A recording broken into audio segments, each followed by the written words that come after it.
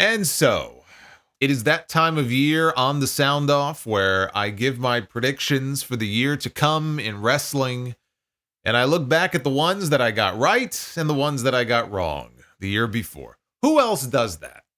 Who goes back and lets you make fun of him for what he got so very wrong? This guy. That's who. But it wasn't all bad. Let's start with my 2024 predictions.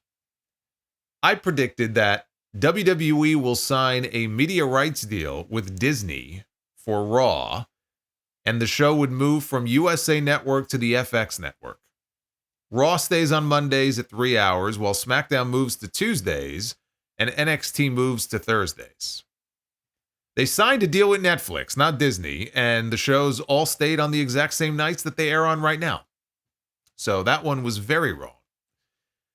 I predicted that AEW will sign a new deal for a healthy rights increase with Warner Brothers Discovery for 3 years at double what they are being paid now, and the company will turn a profit for the first time in 2024. This one I nailed almost bang on, except for the being profitable part. That's not likely to happen until next year. But they did sign with Warner Brothers Discovery for an increase around double what they were believed to be making before, for what is believed to be 3 years, with an option for a 4th year. I predicted that MJF would stay with AEW and wrestle Adam Cole again at Wembley Stadium, but this time it would not be for the AEW World Championship.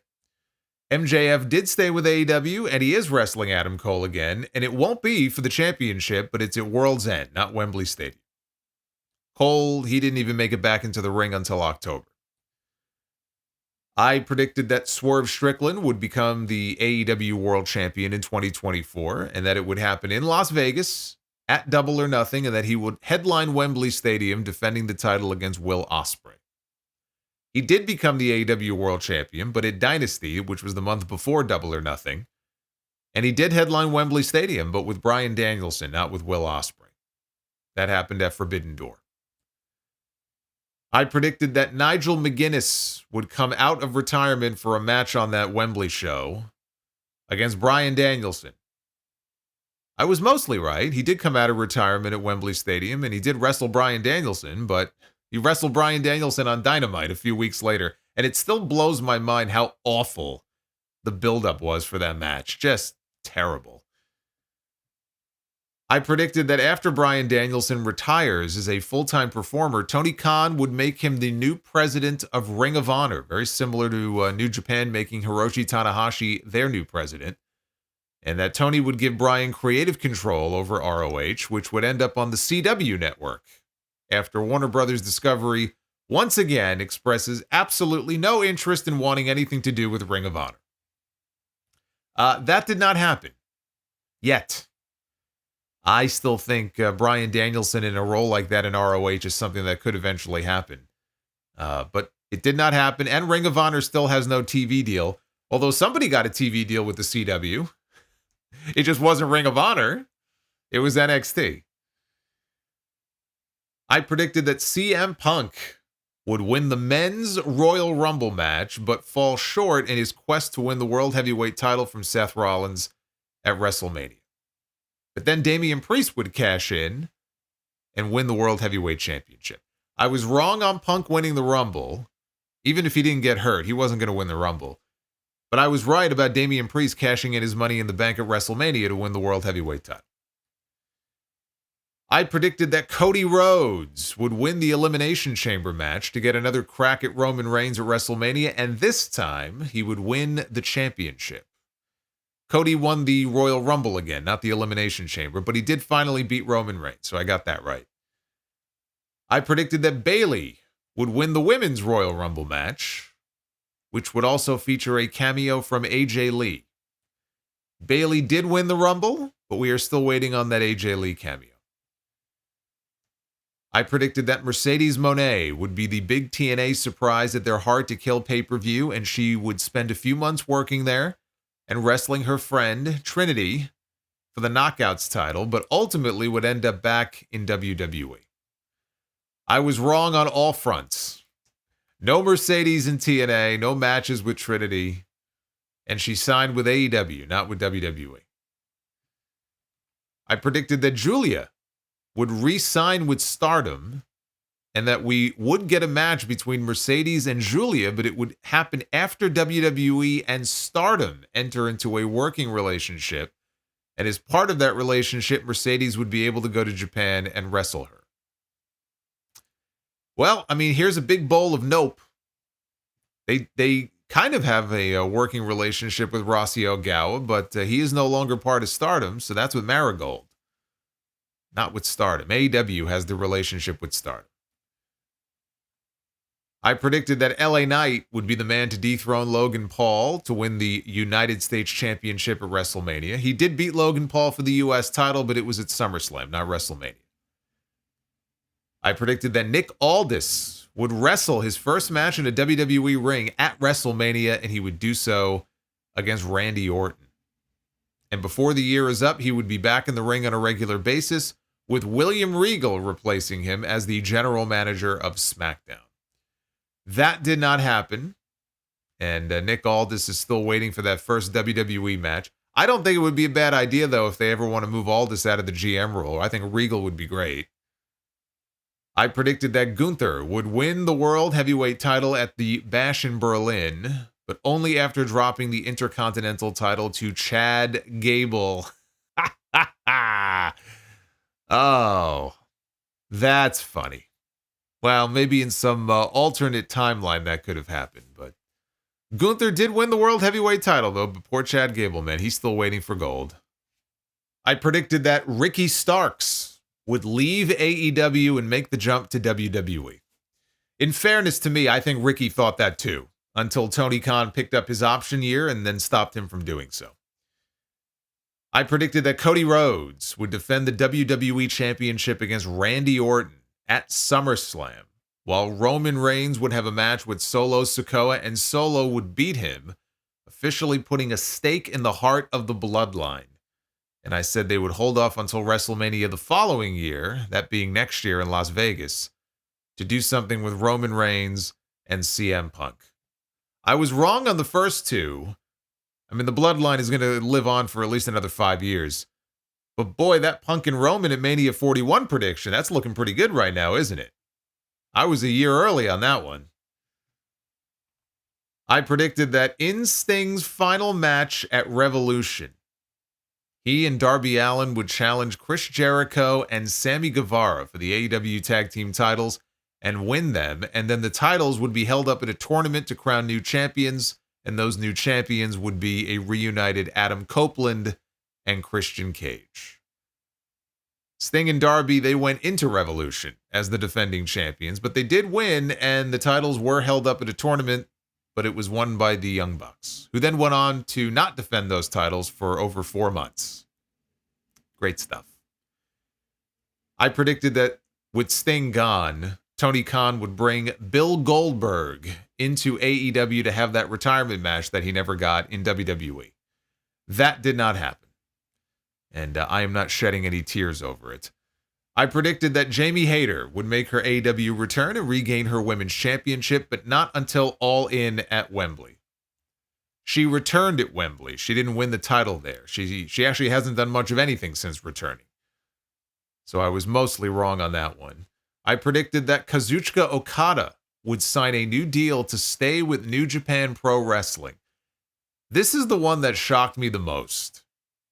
He left New Japan and signed with AEW. I never thought I would see the day that he would leave.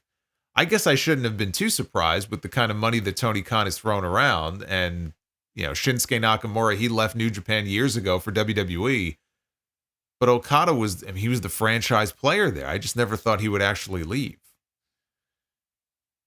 And I predicted that Bray Wyatt would headline the 2024 class of the WWE Hall of Fame and that he would be joined by Paul Heyman, Lex Luger, Bam Bam Bigelow, Demolition, and either AJ Lee or Eve Torres would be the female inductee. Well, I got Heyman right.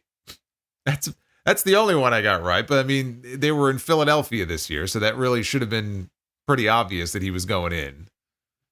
So not great. I was right about a bunch of things. I just got the dates and the events wrong. I will try to do better, though, with my 2025 predictions. So let's get into those, and then you guys can chime in with your own and let me know what you think. But let's get into the year to come in wrestling in 2025. Now, John Cena is having his retirement tour next year. This is the final time that we are going to get to see him in the ring. This is it. And I think he's sticking to his guns on this. You know, he's got enough irons in the fire in Hollywood that it's not like he's going to get bored, okay? He's going to have plenty going on. And the main story should be his quest to win his 17th World Championship, to make him the all-time leader. Ric Flair has more world titles, but they acknowledge 16 as the record. Cena's already tied for that. He wins one more, he's got the record all to himself. The question is not, is he going to challenge for the record? It's, when will he be challenging for the record? A lot of people think that it should be at WrestleMania.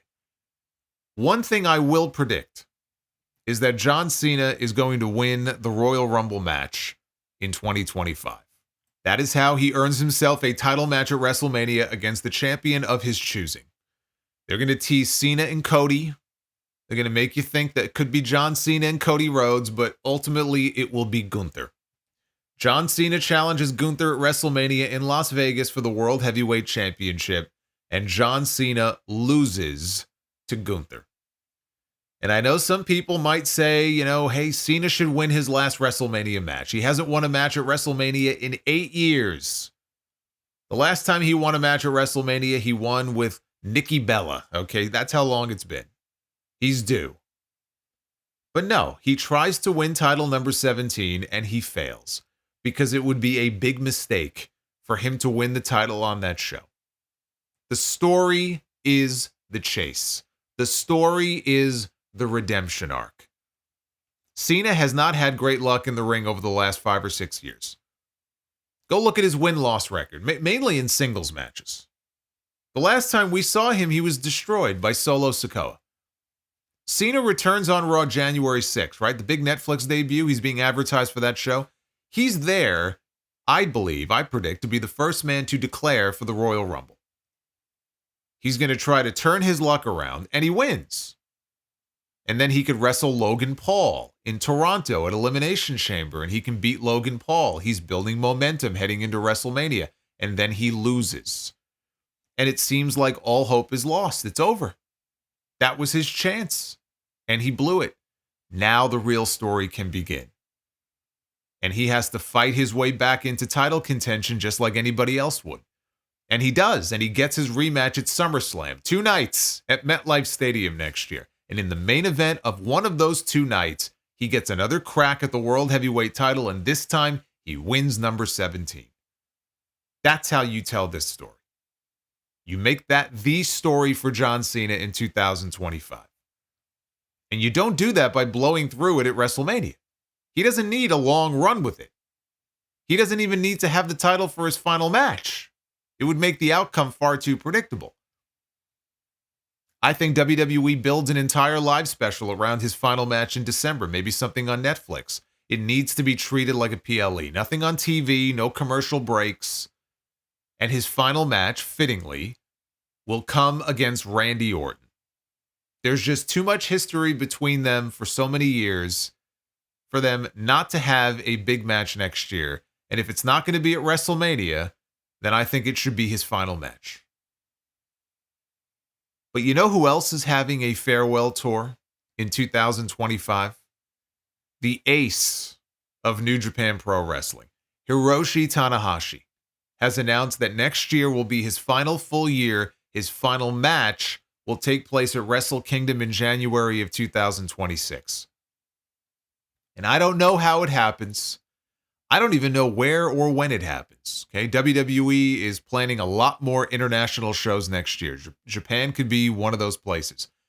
This may be far out there, but I'm going to predict that it will happen. For the first time ever, with both of their careers winding down at the exact same time, I predict that we get a match between John Cena and Hiroshi Tanahashi.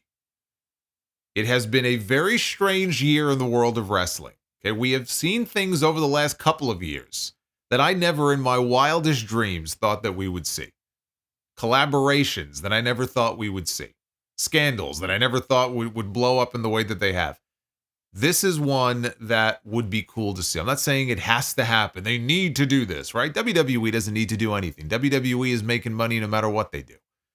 But this is one that would be cool to see. It would be sad because neither of them are anywhere near their peak in the ring anymore. But it would be cool to see it happen one time.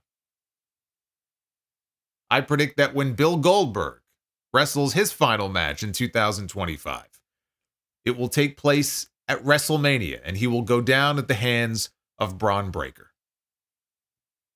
A lot of final matches happening in wrestling.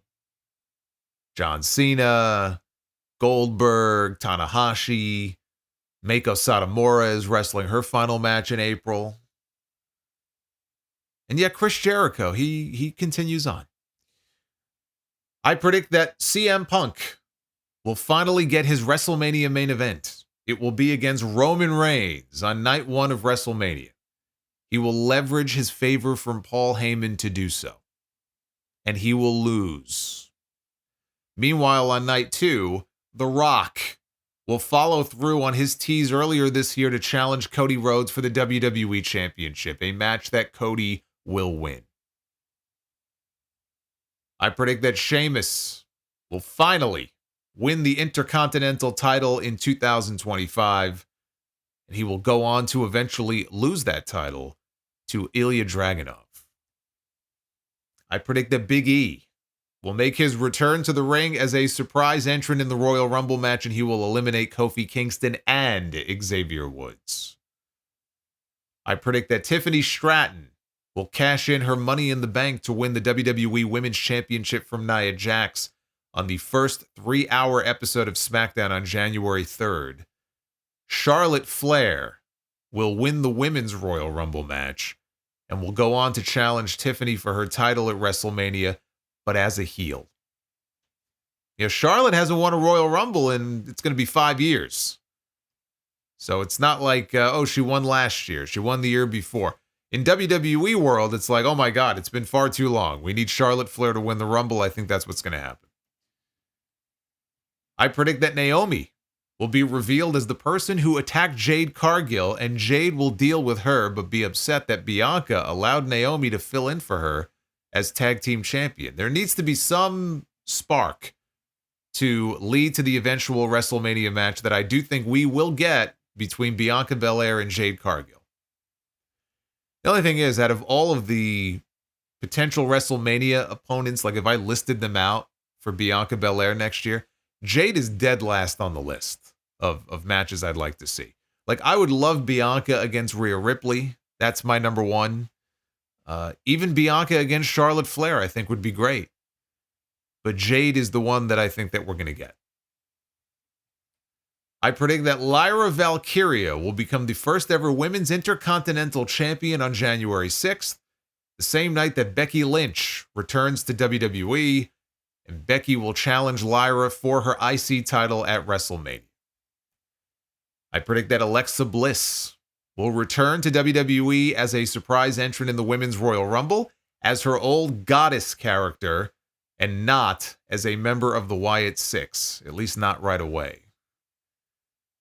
I predict that Zilla Fatu will earn the WWE ID designation and will end up in NXT at some point in 2025.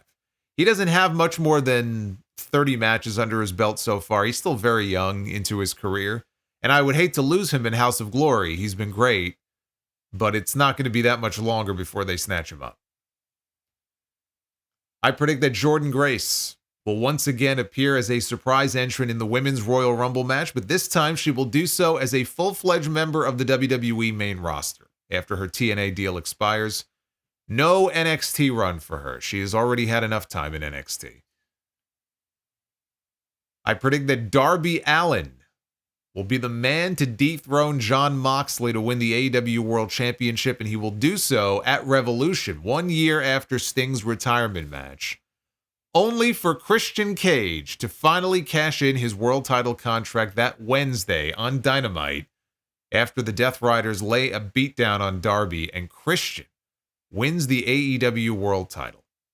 That way, Darby gets his moment as champion and then gets written off so he can go climb Mount Everest.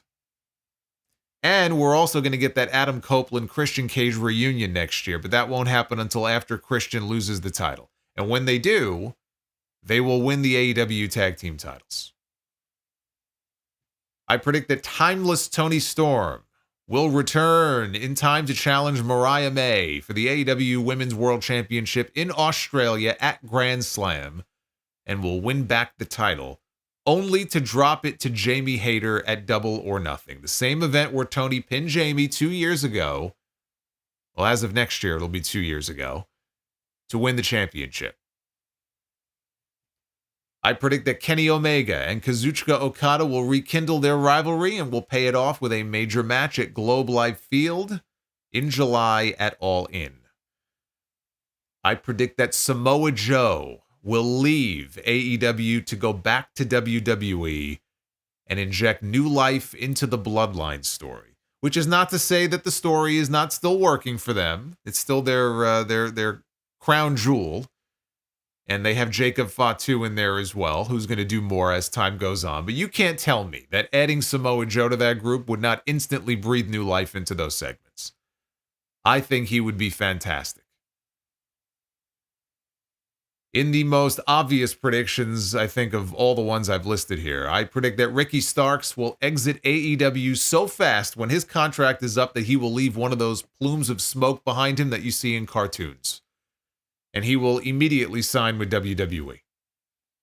Maybe a little less predictable is that I think as that happens, Austin Theory will leave WWE and he will sign with AEW. And I'm not so sure that he'll have that much more success than he has currently in WWE, but it's pretty clear that Triple H doesn't exactly see in Austin Theory what Vince McMahon did. I predict that Hook will leave AEW and end up in NXT before the year is over. I predict that Joe Hendry will finally win the TNA World Heavyweight title at their Genesis pay-per-view next month. And a few weeks later, he will be a surprise entrant in the men's Royal Rumble match so that when he walks out there, he can walk out with the TNA World Heavyweight title. And I wouldn't be surprised if that's the only reason why they waited this long to put the fucking belt on him in the first place. Which is a pretty stupid reason to hold off and potentially kill all of his momentum before putting the title on him. But I think that's the play here. And finally, I usually give my WWE Hall of Fame picks. I predict that the class of 2025 will be headlined by none other than John Cena. Given that this is his final year in the ring and this year is all about celebrating his career, he has cleared his schedule, so they know there's not going to be any scheduling conflicts for him next year around WrestleMania time. And there's no bigger headliner that they can induct right now who isn't already in outside of The Rock. And I don't think The Rock is going in next year. So I think Cena headlines. Sid Vicious. He passed away a number of months ago. He should have already been in. The only man outside of Cody Rhodes and Kevin Owens now, I guess, to hold the Winged Eagle Championship not to be in the WWE Hall of Fame. It's ridiculous. Haku will also be inducted into the Hall of Fame. You listen to anybody who knew him, anybody who worked with him or came up in the era that he came up in, pound for pound, the toughest and the most feared man in wrestling. A champion of multiple promotions, including WWE. And now, with all three of his sons under contract there, they got Tama Tonga, they got Tonga Loa, they got Hikuleo. The timing just feels right for them to induct their father into the Hall of Fame. Mickie James, 6-time women's champion in WWE, 5-time TNA Knockouts champion. And she's attached to this new LFG reality series that they're debuting next year. She's going to be one of the judges, I guess you would say.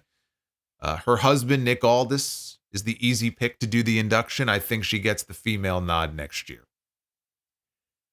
And I float this one every year, and I'm going to float it again because I don't think there's ever been as good of a chance of it happening as there is right now. Last year, it was the U.S. Express going in as a tag team. This year, I think it's Demolition. Axe and Smash. Smash, okay, Barry Darsow, he said a few months ago that they were invited to attend the Hall of Fame last year in LA. as guests, but they had a prior commitment and they couldn't make it. That's the first sign of any kind of thaw in the relationship. It's the Triple H effect. That's what Smash said also. He figures because Vince is gone and Triple H is the one running it now, that's why they extended the invitation for them to come out as guests. They don't need to be there as guests. Okay? They don't need to be on the guest list. They need to be on the list. And every year that goes by is possibly 1 year too late. Okay? Look at Sid. I think it finally happens in 2025. So that's my prediction for the Hall of Fame class. John Cena, Sid Vicious, Haku, Mickie James, and Demolition. And if they were going to have a celebrity inductee, you know, I would say Cyndi Lauper, but I have to imagine at this point that they've asked her before. I can't imagine they haven't asked her. And the fact that she hasn't been in tells me that she, for whatever reason, just doesn't want to go in or feels she's not worthy of going in. But she really is. When you think of celebrities, I mean, there's a lot of celebrities you can put in. Regis, right? Regis Philbin. He was a huge friend to WWE, a huge wrestling fan. He would have them on his show all the time. Arsenio Hall was another one. But of all the celebrities that you could argue would be worthy of celebrity induction status into the Hall of Fame, you know, Cyndi Lauper and Mr. T, it's not hyperbole to say that without their involvement in that first WrestleMania and the MTV specials around there, right, late 84 into early 85, that without them, it could have changed the entire course of WWE. She is that vital of a piece of their history that if any celebrity truly it deserved induction into their Hall of Fame, Mr. T is already in, Cyndi Lauper deserves to be in. So if I had a list of celebrity name, it would be her. But those are my predictions for 2025. So you can let me know yours. Let me know if you agree or if you disagree or if you have predictions of your own. I want to hear from you guys.